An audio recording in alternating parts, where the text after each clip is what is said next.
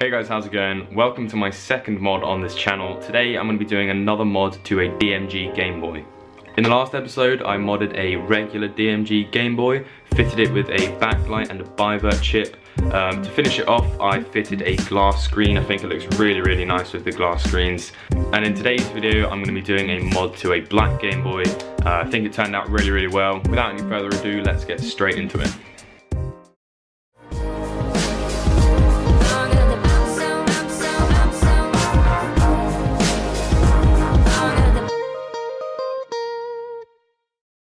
So the first thing I'm going to do is take a tri-ring screwdriver and undo the back housing of the Game Boy. It's held in by 6 tri-ring screws. Be careful when you lift it up, you need to gently remove the ribbon cable, just pull out on it, don't be too hard on it because it will break. Next, take a Phillips screwdriver and undo the bottom motherboard. If you're not going to be cleaning your Game Boy, then you don't really need to do this step. I just wanted to take mine all apart anyway to give it a nice big clean. Next, take the same Phillips screwdriver and undo the top motherboard. This is what has the screen on it. Once you've taken out all the screws, you need to be really careful when separating the motherboard from the actual housing. There is a small piece of double-sided tape holding the screen in, so you don't want to yank that off, otherwise you could risk damaging the screen. Next, go ahead and unscrew the ribbon cable. Now I didn't show this next bit in my previous video because it was my first time doing it. This time I'm a little bit more prepared, so I gave it another go. This is where you're going to remove the metal and polarizer film from the back of the screen. In order to do this, take a little knife and just put it into the edge of the screen. Very gently lift it up. Make sure you're getting both the layers. If not, you're going to have to try again with another corner. After you've managed to successfully get the polarizer film and the reflective backing off, take some isopropyl alcohol, or in my case some rubbing alcohol wipes, and just clean off the back of the screen. Make sure there's no residue left from the sticker. Once all that is done, you can remove the protective film from the backlight, go ahead and just slide it under the screen and thread the 2 little wires underneath the ribbon cable.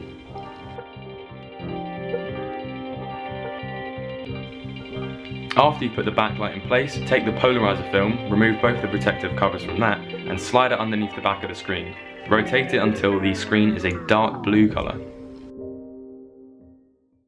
The backlight is going to need power. In order to do this, we're going to tap the power from a nearby capacitor. The red is going to go to the point on the left, and the black is going to go to the point on the right.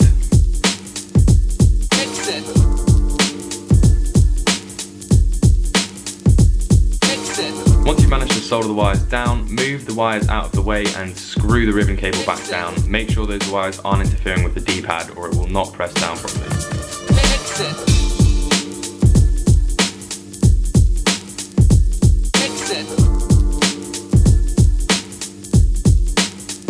Once all that is done, go ahead and test to see if it works. You should notice that the screen will be kind of inverted. The Nintendo logo should show as a white and everything else should be black. Now we're going to move on to sorting that out. So the next thing I'm going to do is install the Bivert chip. I got this and the backlight from a website called Deadpan Robot. You can use the code TheRetroFuture at the checkout and you'll be able to get 10% off your order. Deadpan Robot have loads of different mods and cases and Game Boy accessories. Go ahead and check them out, I'll put their link in the top of the description. Fitting the Bivert chip can be a little bit tricky. What we're going to need to do is lift up 2 of the pins from where we connect the ribbon cable, and what that's basically going to do is flip those 2 pins around and that will make the screen look correct again. The reason why we do this is it increases the contrast, making the blacks look a lot more black, makes everything look a lot more defined and really gives the Game Boy a huge improvement. In order to lift these pins, go ahead and use some desoldering wick. Hold your soldering iron there for a little bit of time and you should see that the solder has come off. After that, take a small little knife and gently lift up the pins. Don't lift them up too much, they don't need to lift up too high, it just needs to fit the Bivert chip underneath. Then go ahead and slot the Bivert chip underneath the 2 chips and fit them over the solder points that are at the top of the board. Next up, we're going to do the fun part, which is filling in all the holes with solder and connecting the 2 pins to the board.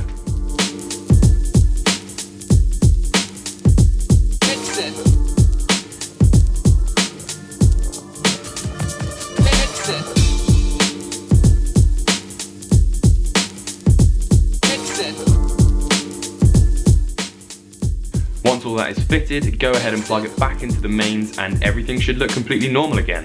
After that, you can go ahead and put the whole thing back together. In my case, I'm going to clean the Game Boy out as it was really, really dirty. I chucked the whole thing in the sink, gave everything a really nice clean, and put the whole thing back together.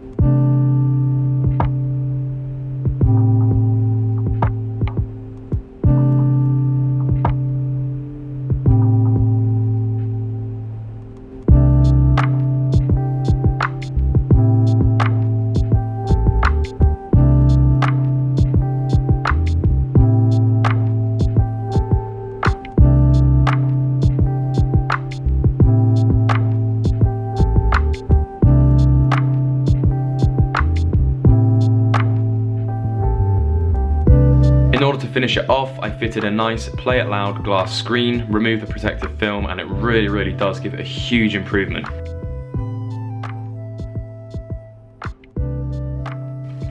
After that, you should be done. I'm really happy with how this turned out. I now have two really awesome modded Game Boys, and it wasn't very hard to do. I hope you enjoyed the video. Let me know if you made one yourself, and I'll catch you in the next one.